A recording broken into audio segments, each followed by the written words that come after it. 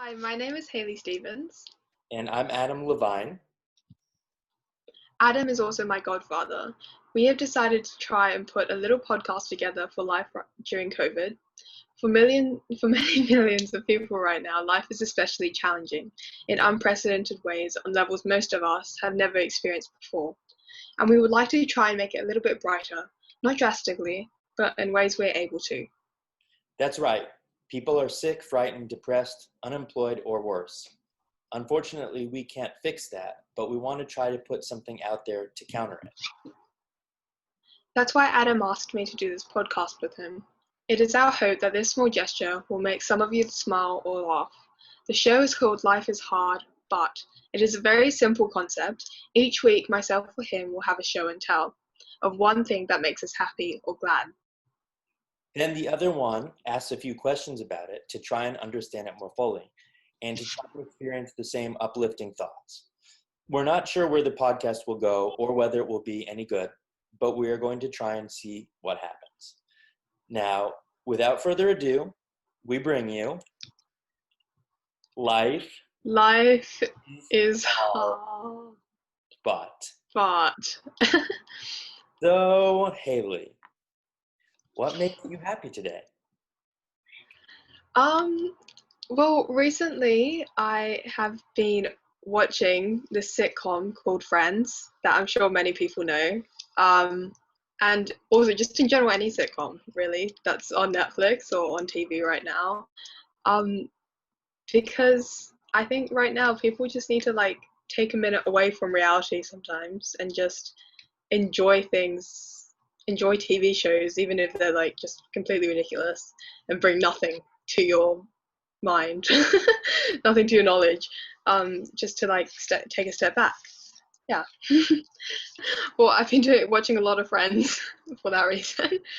And yeah, it's just really great, because you can spend an hour, 2 hours just completely. It isn't great on 24/7 to be zoned out of reality, but for a couple hours a day or an hour a day, it's really nice to just not have to think about it. Yeah. And yeah, de-stress. Yeah, take a break from the world. Yeah. Hailey, for our audience and for people like me that are kind of uncultured, could you just very briefly explain the basic premise of Friends and what it's about and who's in it? Yeah. So there's these 6 friends, 3 girls, 3 boys, and they all live in New York City, and it's basically just about their life, just everyday life, things that happen to most of us. But there's each character has very distinct personality traits that makes it quite funny, and it's got a lot of jokes in it, obviously being a sitcom, and it's really lighthearted, so it's not too deep. There's no big plot to be following. It's just fun. Anyway, so it's got quite famous actors in it, obviously. So Jennifer Aniston, Courtney Cox, who else? David Schwimmer, Matt LeBlanc, and a couple other people. I'm forgetting their names. But Pedro, and then I forget the other one's name. The guy. Matthew Perry. Oh, two Matthews. That's right. Yeah. Yeah.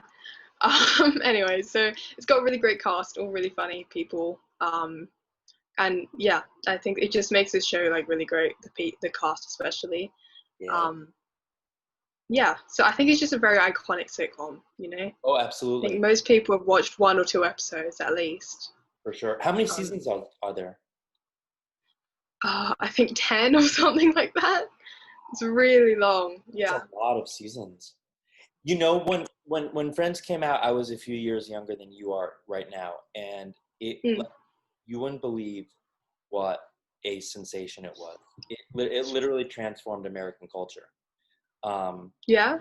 Jennifer Aniston, she was completely unknown, and her haircut, every woman went and got it. I swear. Yeah, I heard she hated that haircut. I think she did hate that haircut because even if she didn't hate it, it's crazy. she became known for it. Yeah, So it's she insane. was pigeonholed into this one haircut, but that show was like wildfire. And Yeah. I've watched a bunch of episodes too, and I know exactly what it is that, especially right now, that is so appealing, because it's just like some cotton candy. You know what I mean? You can't go wrong. There's Yeah. something there for everybody. It's very lighthearted. It's very silly, and it's just like, it's kind of like exactly what we can't have right now in a lot of ways, because it's all about social interaction, right? They're always hanging out at the coffee shop. We can't Yeah. do. And Yeah. then on top of that, they don't have like catastrophic worry. You know, there's not a pandemic, That's so true. there's no fires. Yeah. They're not like unemployed. They Yeah. And even when they are, they get by. well, Even when there are problems, there's always a solution in the end. that's the theme song is like about like always stuck in second gear, but then it hasn't been your day, your week, your month, or even I mean, that's the whole point. The whole point Yeah. is that like there's nothing we can't face in life together. And that's kind of like Yeah. actually very poignant, because it's exactly what we need right now, specifically I think for this time of history. So I can see actually exactly why Friends would appeal to you. But it's an appealing show. Yeah. It's really funny too, like in a really stupid way. Yeah, Like, definitely.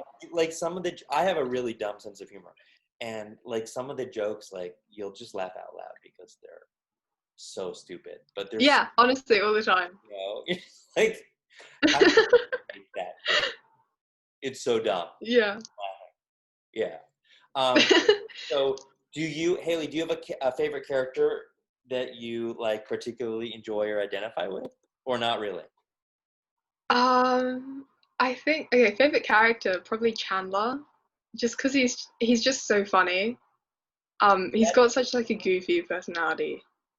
Is that David Schwimmer? I never know which one is Chandler. Oh no, so Chandler is Matthew Perry. Right. I always, He's yeah. yeah, and then I also like Joey because he's so nice and like sweet and kind and stuff.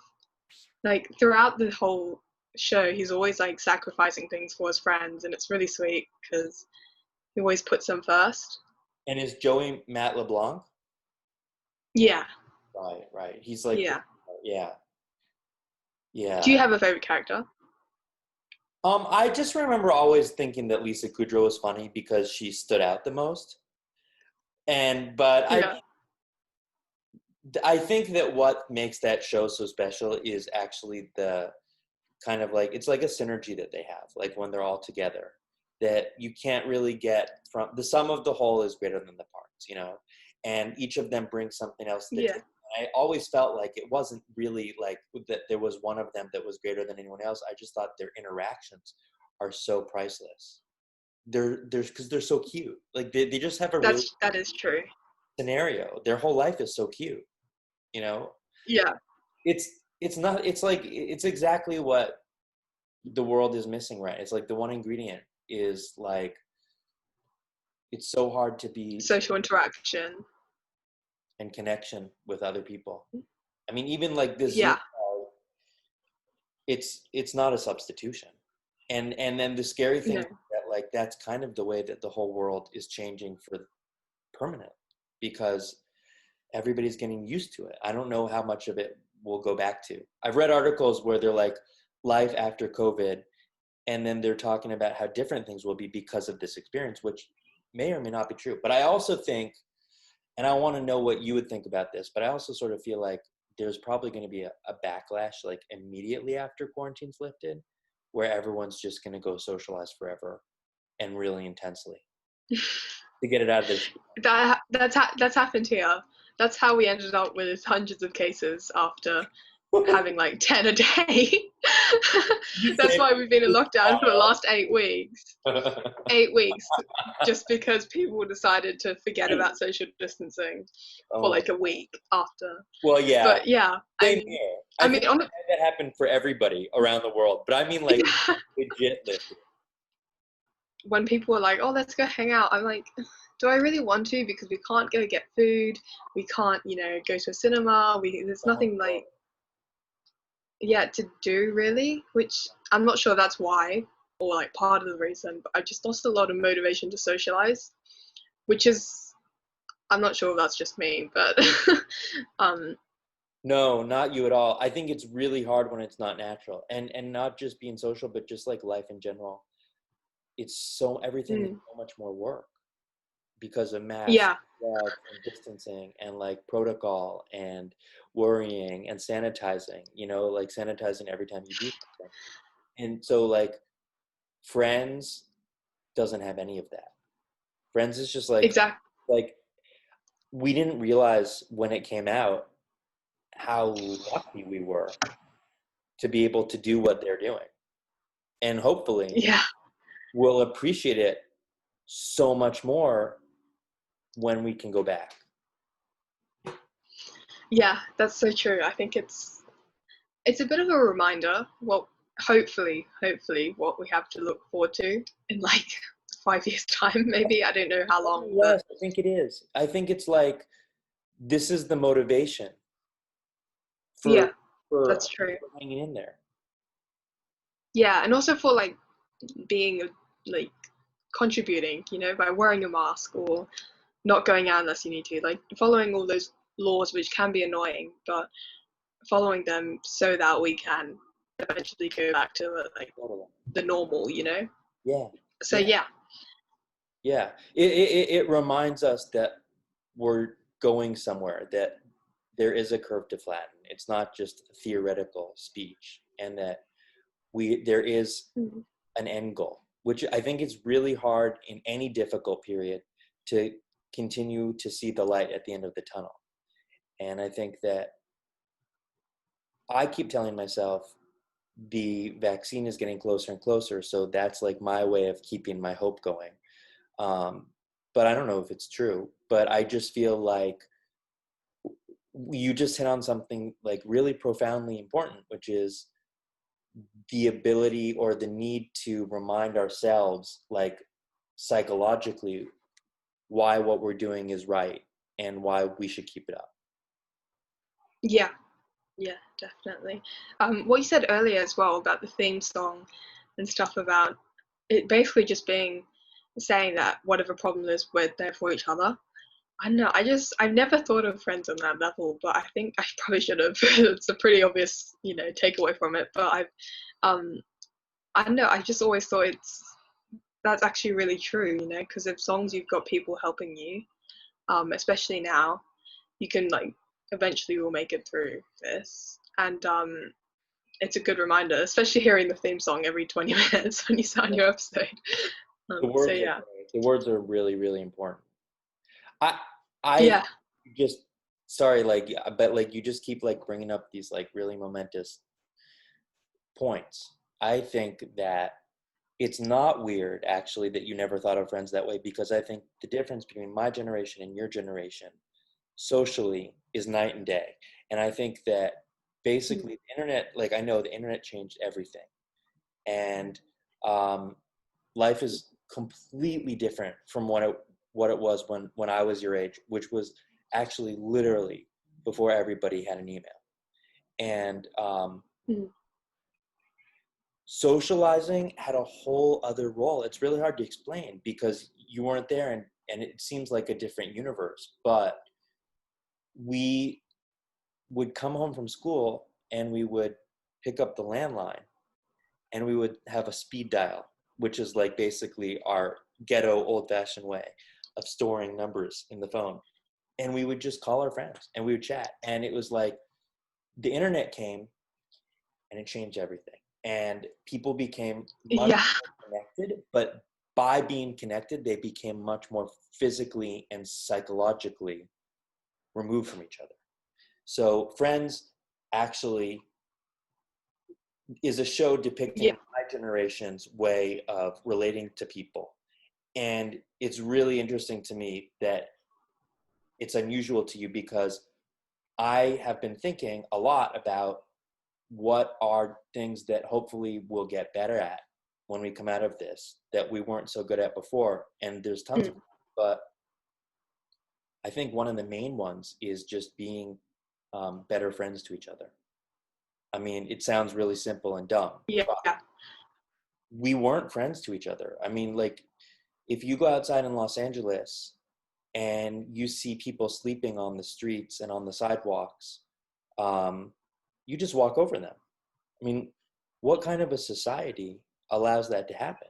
You know, that's something that is very, very specific to this time. And I think that I mean, I know it hasn't always been that way. And I'm really hopeful that when we come out of this, that people will have gained somehow a deeper insight into what's important in life.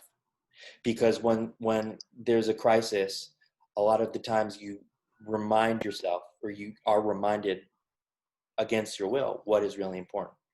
And I think we've lost sight of that a lot. And I think that the show Friends, in a very sort of clever way, because it's not preachy and it's not serious and it's not dramatic, but in a clever way is kind of moralizing, because it's showing you, like, this isn't a bad way to live, you know? This isn't like, this isn't like bad for people's emotional state to have strong group of friends, like a family of friends. And there have been tons of studies that have shown in societies where there's a stronger social unit or family unit that there's much less instances of depression and suicide and anxiety. So maybe Friends is like a giant signpost for all of us. Yeah. I hadn't thinking of that until you were bringing these things up. But I also now see it so starkly, because I really notice how it's so foreign to you that these people interact the way that they do. And that's something that I have noticed was missing for many years. Yeah. See, whenever I watch Friends with my friends, actually, we always talk about, like, I'm always like jealous of the fact that people didn't have phones then, and that people were interacting just in person. Because, I mean, I kind of wish I grew up like 20 years earlier, and so that I'd be like living in real life and not through a phone. That's so serve you and so wise. Like, I don't know, maybe obviously like phones and stuff are like so useful. They're so useful, but they're like, let's say I don't know a word or something, my first instinct is to reach my phone and say, what does this mean? Or like, who is this person? But then at the same time, it's like you're so reliant on it. I kind of wish that we just didn't have it all. I know. Believe me, I know. I get it all. And I actually have the same thoughts of you about myself, which is I'm so lucky that I was born and grew up before phones and the internet, because it made me do the stupidest things, like go outside, read books, and like, you know, build forts with my friends when I was a little boy, and like go to the park, climb hills, and like go to the playground. And all that stuff really developed different parts of my brain and gave me, like, if I hadn't read the books that I've read, I wouldn't be who I am today. But I don't think that I would have had a proclivity for reading if there was YouTube available since I was born. There would be no incentive. So it's rough. I mean, it's like a very complex philosophical dilemma, which I'm sure we didn't need to get into. But maybe one thing that could come from this is that people will start to wake up. Maybe this is what we need to start for the pendulum to go back into the other direction, away from technology and more towards compassion and humanity. It seems that you, for someone from a generation who didn't even know what they're missing, are waking up to the fact that there's more to being a human being in this world than you're getting, which is a big deal. Yeah, that's true. It would be good. Yeah. That would be good to have us like step away from technology. But yeah, obviously it's a bit hard to do that, especially with now that everything is reliant on technology. You know, it's a bit hard to stay away necessarily, but accommodate limits. You know what I mean? Because it's like this is like all the first thing I ever reach for. This is like, I check this by like, it's almost like compulsion. Every 2 minutes I have to look at my phone. That's ridiculous, you know? But like, phones have done so much to make our lives better, and we wouldn't be where we are without them for sure. But the problem is that we as a society have no limits on them. And so we just let it engulf our entire existence. And that's where the problem is. I don't think it's hard to reach a medium. It's like the same question between social distancing and lockdown. Like, well, it's not really good to have a complete lockdown, but it's also not good to be not at all careful. But why can't we just do both? Why can't we go to, you know, like go to work and go to the gyms, but like stay apart from each other and wear masks and wash our hands? It's the same thing. It's like, too much of one extreme is never good, but we probably need both. Yeah. It's like finding a balance between making the most of it and then not relying on it. Yeah, no, I completely agree. I just find friends just maybe a bit jealous of having that friendship group where they're just so close and like so comfortable with each other. Yeah. They can show up wherever. No, and it's not awkward. It's a family. That's a family. Yeah. Your friends are a family. That's really nice and really important. It's really important that you create families outside of your biological family, because that's the kind of stuff that makes life qualitatively better, much more so than money or success or fame or nice cars. You know, it's like, if you surround yourself with people that you love and that see you for who you are and appreciate you, you're going to be happy, you know? Yeah, that makes sense. I don't know. I mean, I obviously right now, well, not right now, but normally I would be in school where I'm in a boarding school where you're literally just surrounded by most of your friends. Yeah. Not people you don't talk to, but mostly friends. So, I mean, I think right now I definitely do miss being in that environment where you probably your free time is just like spent, you know, annoying other people, going to see what's up with them, you know, just showing up with people's dorms, like, what's up? Are you doing anything? Which is a bit like that environment on Friends, but it's not reality, obviously. Yeah, it's exactly like that. There's this show. Have you ever heard of this show, I Love Lucy? It's an old show from like the 50s. It's black and white.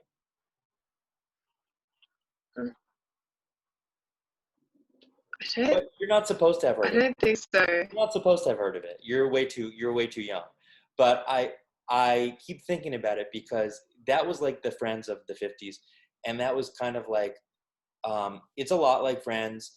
They still do reruns of it on cable TV, and it's basically a very similar, very, very similar show, but it's a little bit more slapstick comedy, like silly humor. And instead of being about a group of friends, it's about two couples and their neighbors. And basically, it's this 50s housewife who's like completely crazy and is always getting in trouble from her husband, who just wants her to be a good homemaker. And she wants to be a movie star, and she wants to be, and she never wants to do what she's supposed to do. And it always results in these hilarious comedic situations, like just absurd. But what made me think of it again when you kept talking about Friends was that the neighbor is her best friend, and they just like are always coming into each other's apartment, you know, like just knocking at the door. Hey, Lucy, how's it going? Oh, hey, Ethel, you know. Yeah. And there's just something about that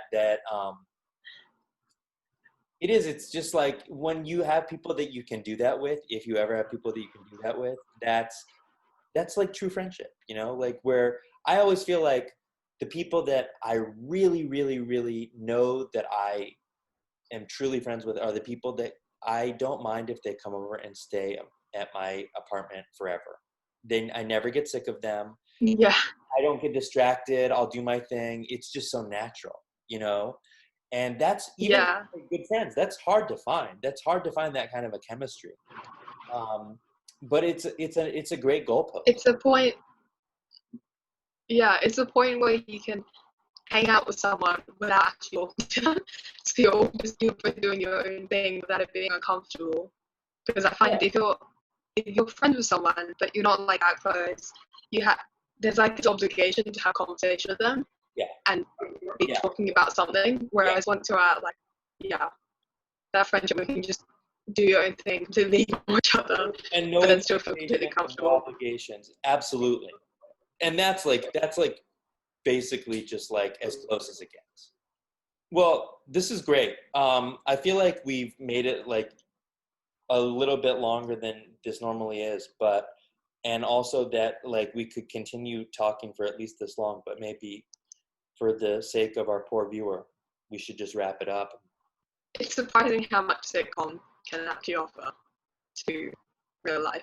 It really is. Especially right now. Especially now. And it's really, really illuminating to me what you see in the sitcom, because now I can sort of see it through your eyes, and I can see why you appreciate it as much as you do. More than I ever did. Because I grew up in sort of that kind of a world, and the world that we're both living in now is quite different. So it's something to aspire to. It shows that, you know, things that are old aren't always worse, which I can tell you about all day long at my work. But it's true. You know, we've gotten things right before. We've gotten things wrong before, but we've gotten things right. And it's nice to like try to remember the things that we got right and wrong. Yeah, so hopefully in the near future we can go back to normal and possibly even like go back into the past essentially. I think we need to. And have that kind of distance from technology and stuff like that. Yeah, because we can't continue to live like this. Like we can't continue to be so dependent on devices. It's not healthy in so many ways, but mostly psychologically. Yeah. And really great thing. Like I really, really loved the thing that makes you happy. And now I might even like go watch some Friends over the weekend. Yeah. I really might, yeah. No, definitely go do that. Okay. Well, it's good use of time. If you can recommend like episodes, like WhatsApp me, like with some like really good episodes that I should watch. Okay. Well, see you guys next week or the week after. Yeah. Okay. Bye-bye.